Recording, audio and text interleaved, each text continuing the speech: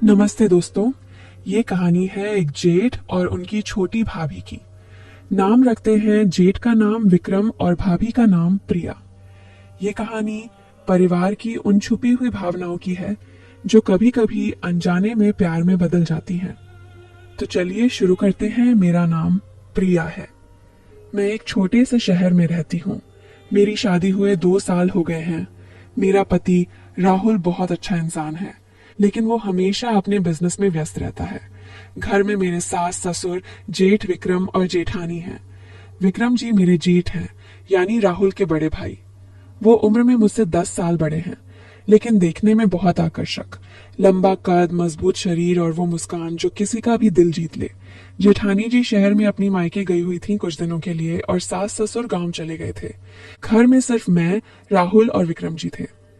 एक शाम की बात है। राहुल को अचानक बाहर जाना पड़ा ऑफिस के काम से। वो रात भर नहीं लौटने वाले थे। मैं रसोई में खाना बना रही थी। बाहर बारिश हो रही थी, तेज हवाएं चल रही थीं।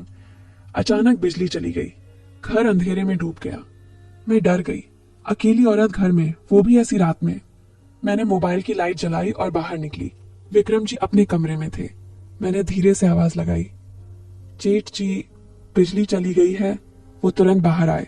उनकी शर्ट गीली थी, शायद बालकनी में खड़े थे। उन्होंने कहा, प्रिया डरो मत, मैं कैंडल जलाता हूँ। वो कैंडल जलाकर लाए और मेरे पास बैठ गए। हम दोनों सोफे पर थे। बारिश की आवाज तेज हो रही थी। विक्रम जी ने कहा, तुम अकेले डर रही हो ना, चलो बातें करते हैं। हम बातें करने लगे, पहले परिवार की, फिर पुरानी यादों की।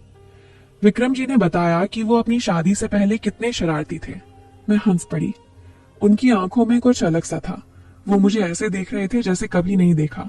धीरे धीरे बातें गहरी होने लगी। विक्रम जी ने कहा, प्रिया तुम बहुत खूबसूरत हो, राहुल बहुत लकी है। मैं शर्मा गई। मेरे गाल लाल हो गए। मैंने कहा, जेठ जी आप मजाक कर रहे हैं। लेकिन वो सीरियस थे। उन्होंने मेरा हाथ पकड़ लिया। उनका स्पर्श गर्म था। मैंने हाथ नहीं छुड़ाया। बारिश तेज हो गई। बिजली की चमक में उनकी आंखें चमक रही थीं। अचानक विक्रम जी ने मुझे अपनी ओर खींचा। मैं उनके सीने से टकरा गई। उनका दिल तेज धड़क रहा था। मैंने भी अपनी आंखें बंद कर लीं। वो धीरे से मेरे गालों को सहलाने लगे। मैंने कुछ नहीं कहा। फिर उनके होंठ मेरे होंठों से मिल गए। वो पहला चुंबन था, इतना गहरा, इतना पैशनेट कि मैं खुद को भूल गई। हम दोनों एक दूसरे में खो गए। विक्रम जी ने मुझे गोद में उठाया और अपने कमरे में ले गए। कैंडल की रोशनी में कमरा रोमांटिक लग रहा था। वो मुझे बेड पर लिटाया और मेरे ऊपर आए। उनके हाथ मेरे बालों में थे। मेरी कमीज के बटन खुल रहे थे। मैंने भी उनकी शर्ट उतार दी। उनका मजबूत शरीर मेरे ऊपर था। हम दोनों एक दूसरे को प्यार कर रहे थे जैसे सालों से इंतजार था। उनकी हर टच में जादू था। वो मेरे गर्दन पर किस कर रहे थे, मेरे कंधों को सहला रहे थे। मैं उनके नाम की रट लगा रही थी। वो मुझे इतनी कोमलता से छू रहे थे कि मैं पिघल सी गई। हमारी सांसें एक हो गईं। वो रात हमारी थी। बारिश बाहर बरस रही थी और हम अंदर एक दूसरे की बाहों में। विक्रम जी ने मुझे इतना प्यार दिया कि मैंने कभी सोचा भी नहीं था। हम घंटों एक दूसरे के साथ रहे। सुबह होने तक हम सो नहीं पाए। अगली सुबह राहुल लौट आए। सब कुछ नॉर्मल लग रहा था, लेकिन मेरी और विक्रम जी की नजरें मिलती तो कुछ और कहती।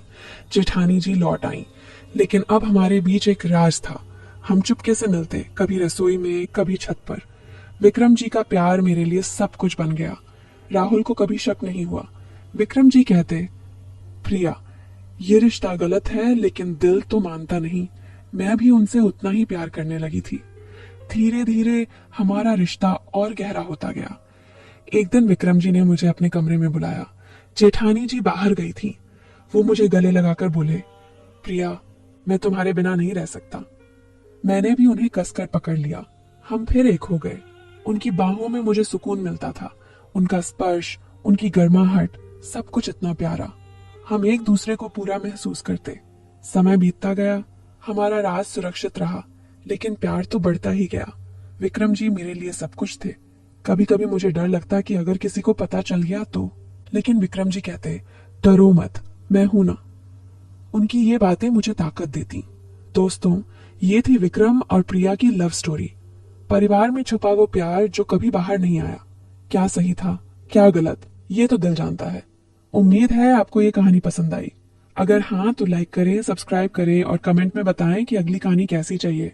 मिलते हैं अगली स्टोरी में। बाय।